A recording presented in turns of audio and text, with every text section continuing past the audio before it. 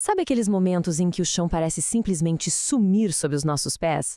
Sonhos que não se realizam, esforços que parecem não levar a lugar nenhum? Nesta nossa análise, a gente vai mergulhar fundo na experiência do fracasso. Uma experiência que, embora dolorosa, é universal. E vamos ver como ela pode ser, na verdade, uma oportunidade profunda de crescimento, de refinar quem a gente é. Essa frase do Henry Ford, ela meio que prepara o terreno para uma nova perspectiva, não é? É um convite para a gente enxergar o fracasso não como um ponto final, mas como um começo, um solo fértil de onde coisas novas e mais fortes podem brotar. Mas antes de mais nada, é preciso reconhecer a realidade da coisa. A dor, a frustração, aquela sensação de impotência, tudo isso é muito real. É uma experiência humana que todo mundo compartilha, mas que cada um sente de um jeito profundamente pessoal. E por que dói tanto? Bem, a gente vive numa cultura que valoriza demais as vitórias. Então a queda muitas vezes é vivida com vergonha. Esse contexto todo acaba intensificando a dor, fazendo o fracasso parecer um sinal de fraqueza ou até de incompetência. E o que acontece dentro da gente? A experiência do fracasso traz uma série de emoções bem complexas. A vergonha nos isola. A percepção de fraqueza mexe com a nossa autoimagem. E essa dor, muitas vezes, vem junto com uma solidão, que é até difícil de explicar, abalando a identidade que a gente construiu em torno do sucesso. É a partir daqui que a gente começa a virar a chave. E se a gente acolhesse o fracasso não como um inimigo que precisa ser derrotado, mas como um mestre? Um dia na nossa jornada, essa é a ideia central. Essa mudança de perspectiva é o ponto principal.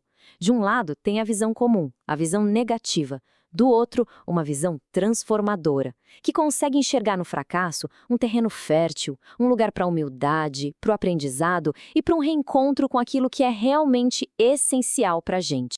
Pensa bem, às vezes o sucesso mantém a gente num caminho já definido, meio no automático. O fracasso, não. Ele nos força a parar, ele nos convida à humildade, a revisar a rota. E é justamente nesse espaço de vulnerabilidade que a gente pode se reconectar com nossos valores mais profundos. Mas como transformar essa experiência? Isso existe estratégias internas. Existe todo um caminho de acolhimento, de elaboração e de ressignificação que permite a gente navegar por essa queda de um jeito mais consciente. O modelo eudaimônico que a gente está explorando nos oferece 6 estratégias centrais.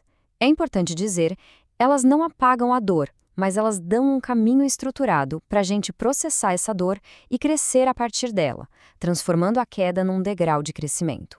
E aqui tem um ponto crucial. Aceitação não é resignação. Resignação é passividade. Aceitação é um ato ativo. É parar de lutar contra o que já aconteceu para, a partir daí, poder escolher como seguir adiante. É o ponto de partida para qualquer reconstrução de verdade. Depois vem a reflexão. É ela que transforma a dor em sabedoria. É quando a gente para de se perguntar por que eu e começa a se perguntar o que eu posso entender sobre mim e sobre meus valores a partir disso. O foco muda, sai da culpa e vai para o significado. Depois de viver o luto da perda, vem o autodirecionamento, que nada mais é do que escolher de novo. É pegar as rédeas da própria história de volta, redesenhar os sonhos e se reposicionar no mundo, mas agora com a sabedoria que foi adquirida no processo.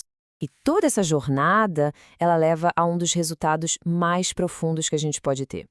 Uma nova compreensão muito mais resiliente do que significa ser uma pessoa inteira, mesmo com as marcas e as cicatrizes do caminho.